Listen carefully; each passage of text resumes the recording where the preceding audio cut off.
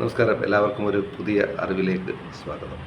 രാമായണം ഭാരതീയ സംസ്കാരത്തിൻ്റെ ആത്മാവാണ്. എങ്കിലും നാം കേട്ടറിഞ്ഞ കഥകൾക്കപ്പുറം പലർക്കും അറിയാത്ത നിരവധി രഹസ്യങ്ങളും മറഞ്ഞിരിക്കുന്ന സത്യങ്ങളും ഈ പുരാണ കാവ്യത്തിനുണ്ട്.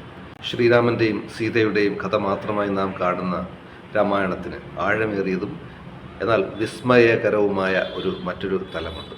രാമായണത്തിൽ ത്യാഗത്തിൻ്റെയും സമർപ്പണത്തിൻ്റെയും ഏറ്റവും മനോഹരമായ ഒരു ഏടാണ് ലക്ഷ്മണൻ്റെയും അദ്ദേഹത്തിൻ്റെ ഭാര്യയായ ഊർമിളയുടെയും ജീവിതം. 14 വർഷത്തെ വനവാസത്തിന് ശ്രീരാമൻ പുറപ്പെടുമ്പോൾ ജ്യേഷ്ഠനെയും ജ്യേഷ്ഠത്തിയെയും തനിയെ വിടാൻ ലക്ഷ്മണന് മനസ്സ് വന്നില്ല. കൊട്ടാരത്തിലെ സകല സുഖ സൗകര്യങ്ങളും ഉപേക്ഷിച്ച് രാമനെയും സീതയും സേവിക്കാനായി ലക്ഷ്മണൻ വനത്തിലേക്ക് അവർക്കൊപ്പം തിരിച്ചു. എന്നാൽ കാട്ടിൽ വെച്ച് തൻ്റെ ജ്യേഷ്ഠനും സീതാദേവിക്കും രാപ്പകലില്ലാതെ സംരക്ഷണം ഉറപ്പാക്കാൻ ലക്ഷ്മണൻ ഉറക്കമൊഴിയേണ്ടതുണ്ടായിരുന്നു. വനവാസത്തിൻ്റെ ആദ്യ രാത്രികളിൽ രാമനും സീതയും ഉറങ്ങാൻ കിടക്കുമ്പോൾ ലക്ഷ്മണൻ വില്ലുമേന്തി അവർക്ക് കാവൽ നിന്നു. ഈ സമയം നിദ്രാദേവി ലക്ഷ്മണന്റെ മുന്നിൽ പ്രത്യക്ഷപ്പെട്ടു. തനിക്ക് 14 വർഷത്തേക്ക് ഉറക്കം വരാതിരിക്കാനുള്ള അനുഗ്രഹം നൽകണമെന്ന് ലക്ഷ്മണൻ നിദ്രാദേവിയോട് അഭ്യർത്ഥിച്ചു. എന്നാൽ പ്രകൃതിയുടെ നിയമം അനുസരിച്ച് ഒരാളുടെ ഉറക്കം മറ്റാരെങ്കിലും ഏറ്റെടുത്താൽ മാത്രമേ ഇത് സാധ്യമാകൂ എന്ന് നിദ്രാദേവി അറിയിച്ചു. ഇതിന് പരിഹാരമായി തൻ്റെ ഭാര്യയായ ഊർമിളയെ സമീപിക്കാൻ ലക്ഷ്മണൻ ആവശ്യപ്പെട്ടു. അയോധ്യയിലെ കൊട്ടാരത്തിൽ കഴിയുകയായിരുന്ന ഊർമിളയോട് നിദ്രാദേവി കാര്യങ്ങൾ വിശദീകരിച്ചപ്പോൾ യാതൊരു മടിയും കൂടാതെ തനിക്കുള്ള ഉറക്കത്തിനൊപ്പം ഭർത്താവായ ലക്ഷ്മണന്റെ 14 വർഷത്തെ ഉറക്കവും താൻ ഏറ്റെടുക്കാമെന്ന് അവർ സമ്മതിച്ചു. അങ്ങനെ ലക്ഷ്മണൻ രാപ്പകലില്ലാതെ 14 വർഷം ജാഗരൂകനായി സീതാരാമന്മാർക്ക് കാവൽ നിന്നു.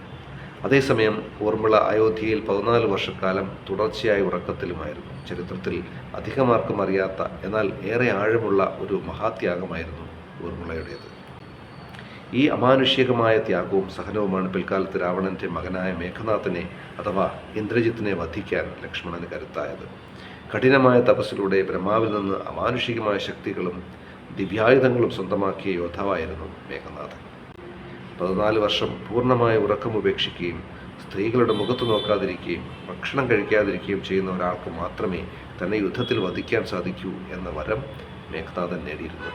അത്തരമൊരവസ്ഥ കൈവരിക്കുക എന്നത് സാധാരണക്കാർക്ക് അസാധ്യമായിരുന്നു. എന്നാൽ വനവാസകാലത്ത് ലക്ഷ്മണൻ ഭക്ഷണം കഴിക്കുകയോ ഉറങ്ങുകയോ ചെയ്യാതെ കാമക്രോധങ്ങൾ വെടിഞ്ഞ് പൂർണ്ണമായ ബ്രഹ്മചൈതന്യത്തോടെ രാമസേവനം മാത്രമാണ് നടത്തിയിരുന്നത്.